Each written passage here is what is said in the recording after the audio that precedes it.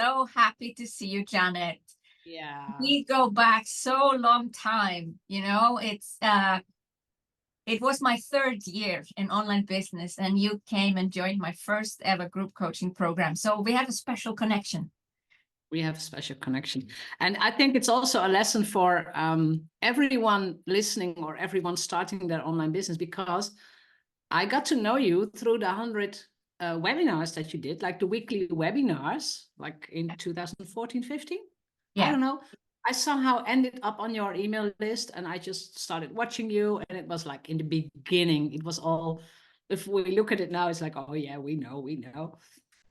But that's how people get attracted to you. And you were from Iceland. You didn't even talk about it a lot.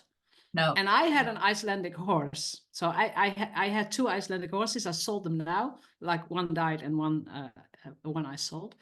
And I'm like, yeah, you have to tell that you're from Iceland. I mean, I liked that. Yeah. But yeah, we have a lot of stories and a lot of adventures and So much joy and fun.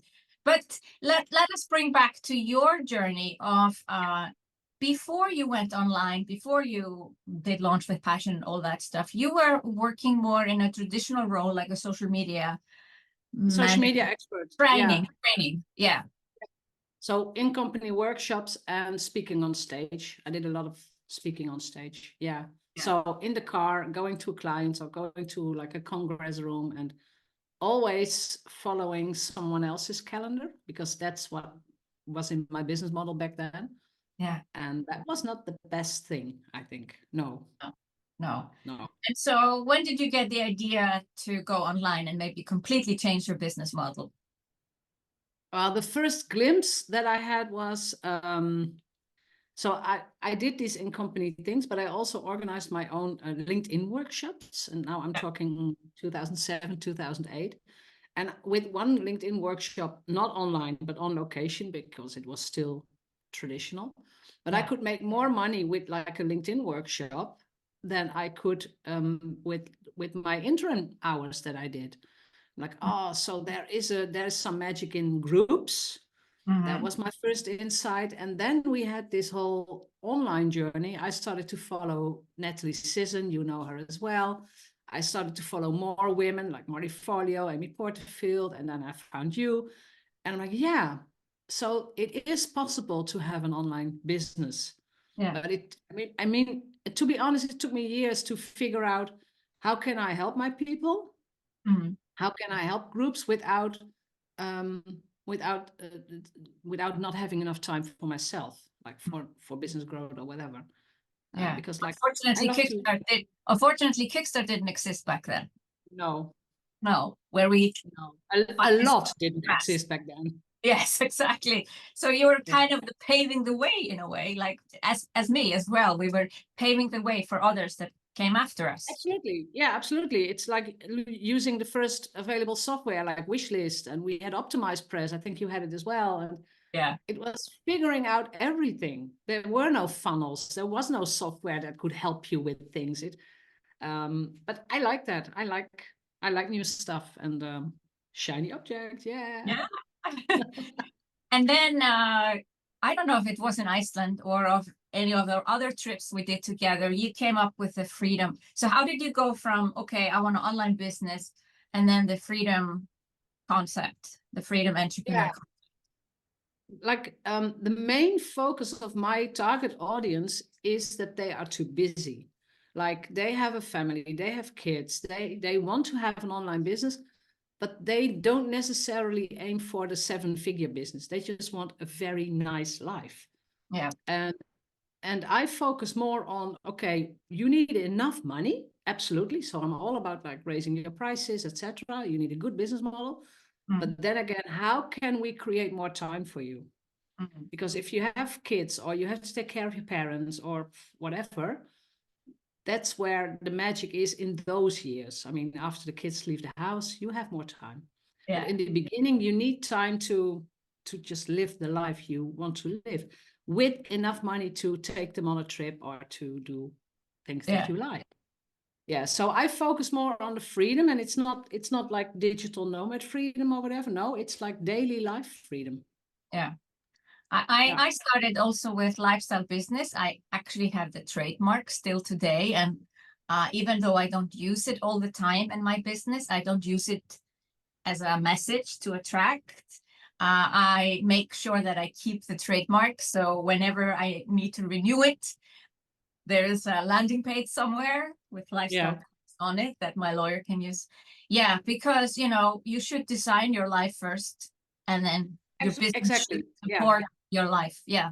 Yeah. And, So design your life first. That's what we're going to do this week as well. Like design your year first. So block your holidays, block the days that the kids are at home where you can't work with. So block your year first, or plan it, and then figure out how many hours do I have left. So what can I do with those hours? Yeah. And that's where online is fantastic, and that's where groups are fantastic. Groups are fantastic. And it's about, I'm so much for scalable, and I'm so happy you joined my first group coaching program, because we can talk about that. It was understanding that it doesn't mean less quality. It is no. And that seems to be a hard concept for some people. How can you teach many people at the same time and they still get what they need? What would your answer be?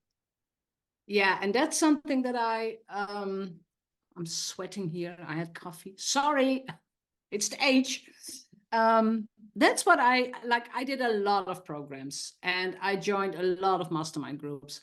And since the pandemic, since 2020, I created a mastermind system. So I created a system in which we have smaller groups, so 12 people max. They are all in a small group, and they all get the support from the whole group. And not every week, but very regularly they see me, but they can also see another mastermind coach. So the mastermind calls are facilitated.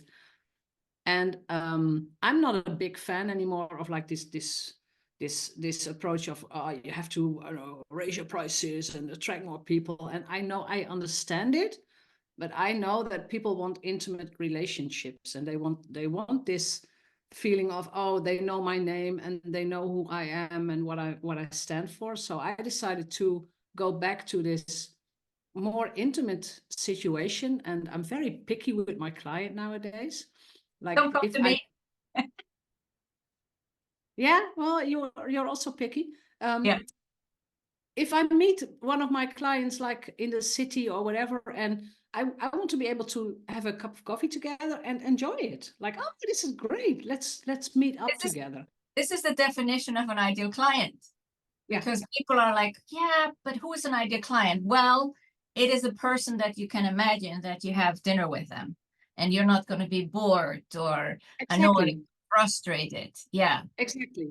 Yeah. Exactly. And I think the more mature you are, the easier it is to pin this down, to know like, okay, these are my people, this is my tribe, this is the energy that I want, and this is how I'm going to support them. And like, if you scale up, you need more people to help you support them. Like, you have a great big team now.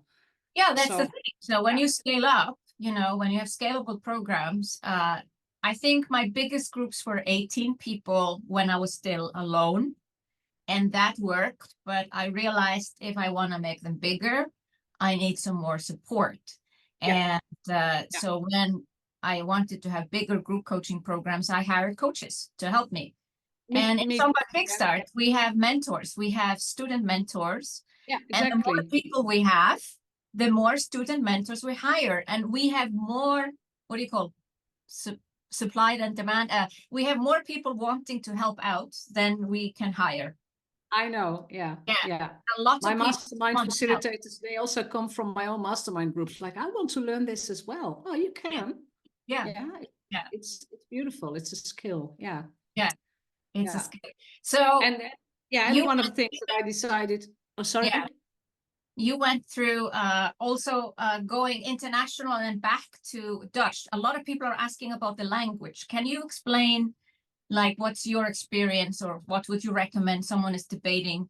I even got an email this morning, so maybe she's listening right now, coming from a small country. Should I go with my own language, or should I go international?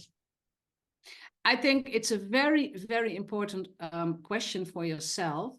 And if I look back upon my career, I'm 57 now. So I'm like, I just want a nice life. Like, you know, if I look back at, let's say 2005, 2006, I might have wanted to start in English because I started in English in 2018, I think.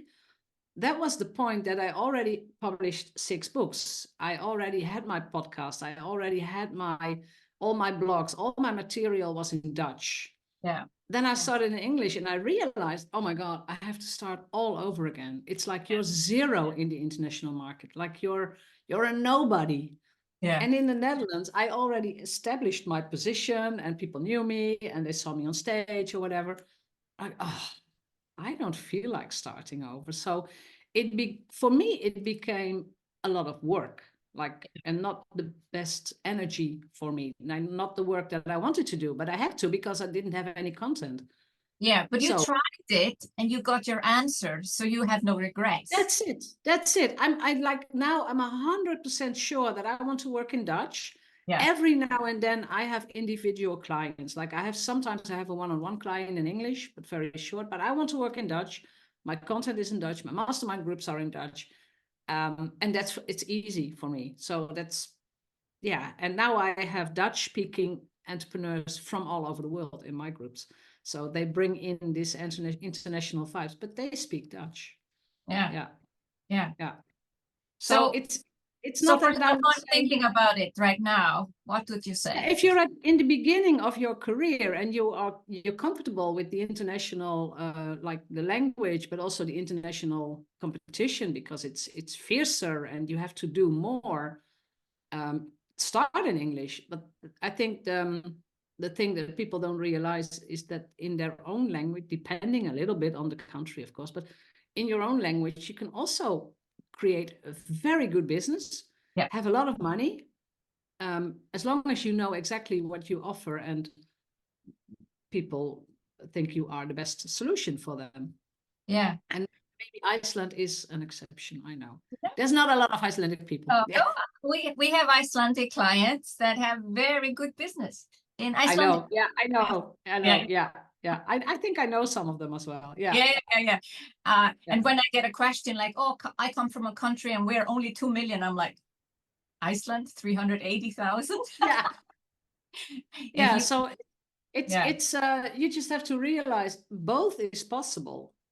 But it's also like, at what point in your career are you? Do you already have a lot of content in your own language? Yeah. I think I would really scale that up and I would stick to that. But that's my experience. Yeah. Yeah. Now you enjoy your freedom business. And I think also with age, what was really helpful when you come over 50, you start to not care what people think. No, couldn't care less. No. And the realization that, like, I'm over half now, like way over half of my life. What do I really want to experience? Who do I want to engage with? Like, what do I need from life? Like, I spent 9 weeks in Gran Canaria last year, like October till December. One of the reasons, like, the weather is gorgeous, but one of the reasons is I have asthma. You have that as well. I'm 48 hours on the island and my lungs are clean and I'm so happy to be there. I'm like, so I escaped this whole autumn nightmare season here in the Netherlands. It's snowing here. Like, what do I do here? But that's, I mean, my company, my business provides for that. I mean, I just book an apartment, I book a flight and I'm off. Yeah. It's easy. You're truly living the life of, as I think both of us don't like the word digital nomad because it's always the impression that you sit on the beach with a laptop. Freedom as entrepreneur or lifestyle entrepreneur, we both like those words. Yeah. And that's why we do it. Most research shows that the reason women start a business is for freedom. Yeah. And the reason men start a business is for money. Interesting. Yeah, no, I know that. I know the difference. And I think we have to learn to speak about money a lot more. And I mean, you know that as well, and I do that as well. So you have to feel comfortable earning more money. But it's very important that you have your priorities on like, what's the life that I want? Not culture, not my husband, not no. What do I want? Yeah. What do I? Yeah. And build your business around it. That's Yeah. exactly. I love chatting with you, with Jeanet. We could do that forever, but I think you've given people the inspiration they need, and the language question that came up as well. Good. Thank you Yeah. for sharing. Thank you so much. See you soon. Thank you for having me. See Bye. you.